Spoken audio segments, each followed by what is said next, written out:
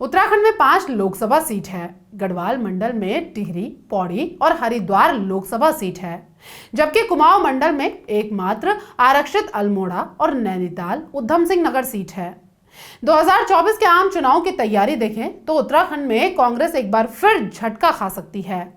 इसका सबसे बड़ा कारण बीजेपी नहीं बल्कि कांग्रेस खुद बन रही है। कांग्रेस की हार के कारण जानने से पहले इन सीटों पर हार का अंतर जान लेते हैं। बात अगर करें टिहरी गढ़वाल सीट की तो 3 बार से बीजेपी की माला राज्य लक्ष्मी शाह सांसद हैं। बीजेपी ने फिर से उन्हें उम्मीदवार बनाया है। 2019 में उन्होंने 3 लाख वोटों से कांग्रेस को हराया था। अल्मोड़ा से 2 बार से बीजेपी के अजय टम्टा सांसद हैं। उन्होंने पिछली बार 2.25 लाख वोटों से कांग्रेस को हराया था, जबकि नैनीताल उधम सिंह नगर सीट से 2019 में बीजेपी के अजय भट्ट जीते थे। पौड़ी गढ़वाल सीट से पूर्व मुख्यमंत्री तीरथ सिंह रावत ने कांग्रेस को 2,85,000 से अधिक मतों से हराया था, जबकि हरिद्वार सीट से निशंक ने 2,58,000 वोटों के अंतर से कांग्रेस को पटखनी दी थी। अब इससे आपको इतना तो अंदाजा लग ही गया होगा कि 2019 में कांग्रेस ने 5 सीटों पर कितनी बुरी हार देखी है। लेकिन लगता है कि कांग्रेस इससे कोई सबक नहीं ले पाई और आज भी कांग्रेस उसी हाल में दिखाई दे रही है जिस हाल में 2019 में थी। एक तरफ कांग्रेस इंडिया गठबंधन के दम पर बीजेपी को मात देने की कोशिश कर रही है, पर क्या यह मुमकिन है? इसको एक बारीक नजर और कुछ छोटी मोटी लेकिन अहम बातों से समझते हैं कि आखिर हम ऐसा क्यों कह रहे हैं कि कांग्रेस उत्तराखंड की 5 सीटें हारने जा रही है। कांग्रेस प्रदेश में लगातार 2 बार लोकसभा और विधानसभा चुनाव हार चुकी है। इसका सबसे बड़ा कारण रहा अंदरूनी कलह।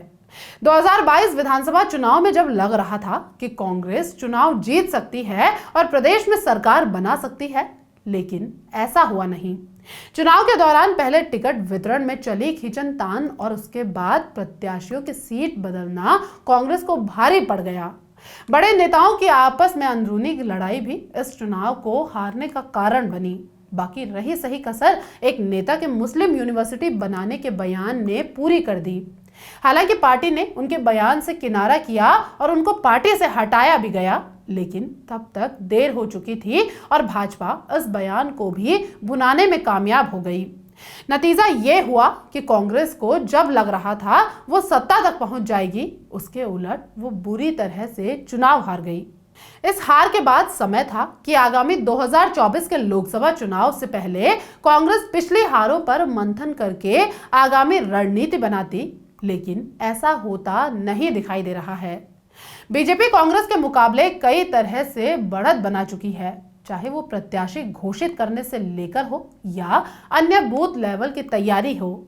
किसी भी पार्टी का चुनाव में जीत हार इस बात पर सबसे ज्यादा निर्भर करता है कि उसकी बूथ लेवल की तैयारी कैसी है, क्योंकि बूथ लेवल पर काम करने वाला कार्यकर्ता ही चुनाव का असली निर्णय करता है, चाहे वो सरकार की उपलब्धि घर घर पहुंचना हो या सरकार की विफलताएं।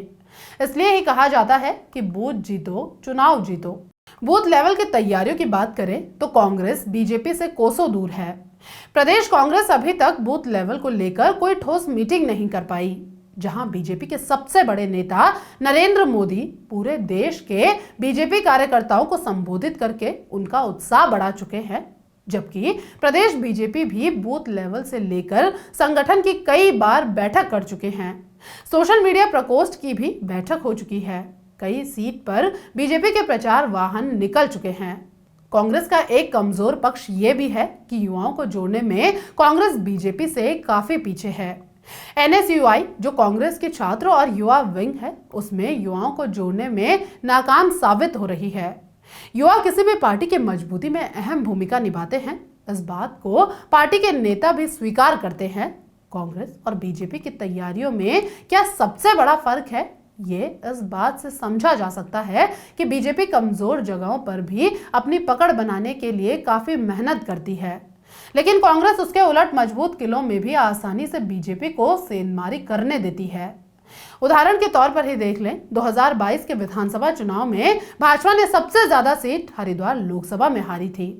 कांग्रेस हरिद्वार लोकसभा के अंदर मजबूत होती दिखाई दी और कई विधायक जीतने में कामयाब भी हुए। लेकिन जहां कांग्रेस को जरूरत थी हरिद्वार में मजबूत होती स्थिति को और मजबूत करने की, जिसका सीधा फायदा उनको इस बार लोकसभा में होता, लेकिन कांग्रेस इस सीट में भी अपनी पकड़ बढ़ाने में कामयाब नहीं हुई।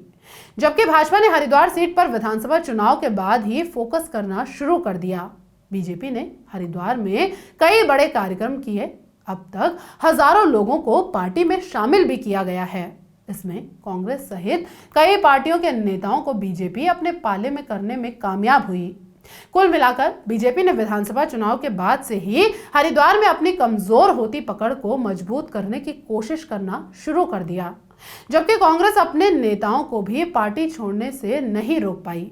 इससे ये तो समझा ही जा सकता है कि भाजपा अपने उद्देश्य के लिए कितनी फोकस रहती है, जबकि कांग्रेस अपने अंदरूनी खींचतान से ही नहीं उबर पाई। न कांग्रेस की कोई ऐसी तैयारी अभी तक दिखाई दे रही है जिससे ये लग सके कि कांग्रेस बीजेपी से आगे निकलती दिखाई दे रही है।